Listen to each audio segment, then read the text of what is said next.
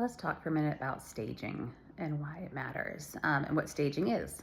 So basics of staging is putting furniture and furnishings in your house to make it look like someone lives there, but in a way where people can see themselves living in it and not just your personal belongings and your memories that you have made in your house. A house can be staged in a couple different ways. So one is just basic staging of this is what a bed would be if it were here, kind of thing. Or it could be just a table and chairs to signify a dining space. Many people like to go with a full staging, which is the house I'm in has full staging. I will share pictures. And that is where every room is staged as if someone were to live here. Often feels like a hotel room, for lack of a better description, in that every space can be used. You can sit on things. You can really see how a queen bed would fit in the room, dressers, all of that. Oftentimes they'll even have clothing hanging in the closets, and even things in the drawers, just to show you kind of what it would look like with the space being used. As an example of full staging in this house, you'll see that there is even artwork on the walls, as well as things on the mantle. Sometimes real plants, sometimes fake plants. This home has really, really beautiful staging, full staging with a rug, all the little pieces, and all the pillows. So why would I want staging? Why would I want to pay for this? The reason to pay for it is because people can see themselves in it. It provides a blank slate that they're like, oh, this is where I would put my couch. My couch is about the same size. This is what it would look like. The other thing that it does is it softens the house. So homes really are a bunch of squared walls with a flat floor, which is great for providing shelter, but doesn't give a sense of warmth necessarily for how you would live in it with a family. So oftentimes when we walk into an empty house, it feels cold, kind of sterile, maybe doesn't have a lot of character.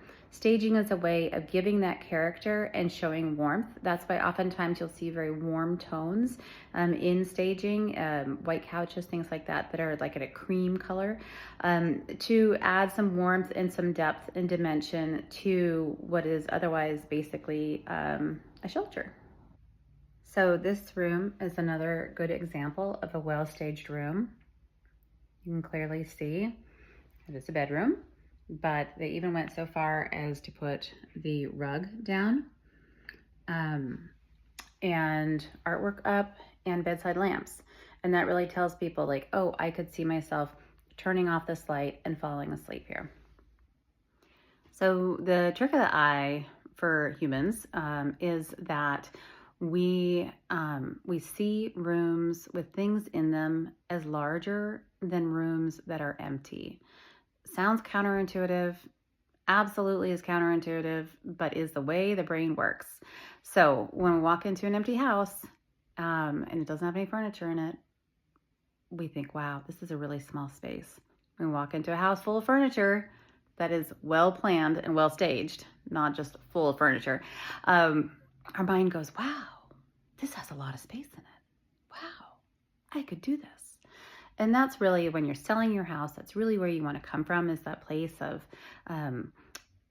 creating possibility for the next buyer, for the next person to enjoy this home that you have loved. And very important part of staging is not cutting corners. So if you're going to do a partial stage, do a partial stage with really high quality goods. If you're going to do full stage, do a full stage with really high quality goods. Because the last thing you want is buyers coming in and focusing on the loaf of fake bread in the kitchen instead of the countertops that you just had professionally done. So bad staging can absolutely detract from what buyers are seeing in your home, regardless of how gorgeous and wonderful your home is. So you always want to be really careful with the staging that your agent uses. It is worth the extra money, even if you're just going to do a partial stage. It is worth the extra money to work with a very good stager who uses as close to real bread as you can find. So the nuts and bolts of staging. Normally, agents have a stager that they work with. If you have seen a house that you really liked that was really well staged, you can let your agent know, hey, I really like this. Can we figure out who staged that? Absolutely. You can try and find that person and work with them. When does staging go in? Staging usually goes in about a week before the home goes live.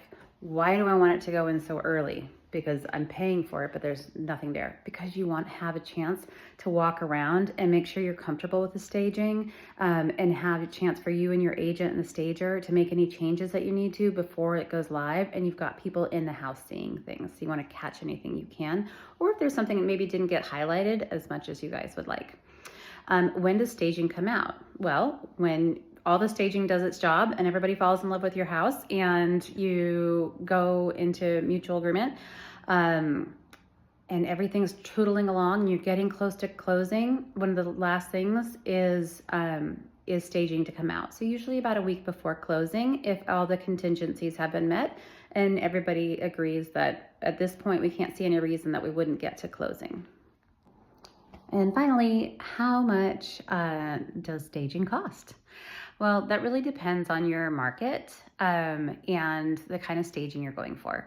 It can go for anything from $1,000 to $10,000, which I know is a big range, depending on the size of your house and the level of staging and support that you want.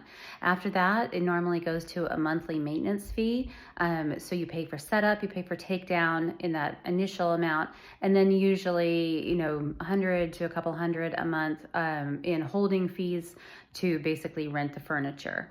So stagers have to pay for all their storage for everything. They pay to move everything in and out, and they pay to take everything up and down off the walls and fix the walls when they leave and all of that. So that's where a lot of that cost comes from. Do you see that back? Normally, yeah, you do see that back in offers. But that's where you really want to work with your agent and find out what's right for you and for your property. But even a little bit of staging strategically done on the much cheaper end of the staging price spectrum can really net you some very big results, and is worth talking about. And oftentimes, as much as we want to depersonalize the home and make the home a little bit more of a blank slate, many of us own things that work great in staging. So oftentimes stagers are able to come in and work with a homeowner and say, yeah, let's keep these things of yours here because they'll work really well. And then I'll bring in these things that'll complement, and we'll get that kind of, that nice, just easygoing look that isn't too personal but still allows someone to feel at home together in a way that meets your financial needs. So that is the basics of Staging 101 for sellers. If you have any questions, please do not hesitate to reach out. Please like and follow, and I look forward to working with you, and just let me know how I can help you.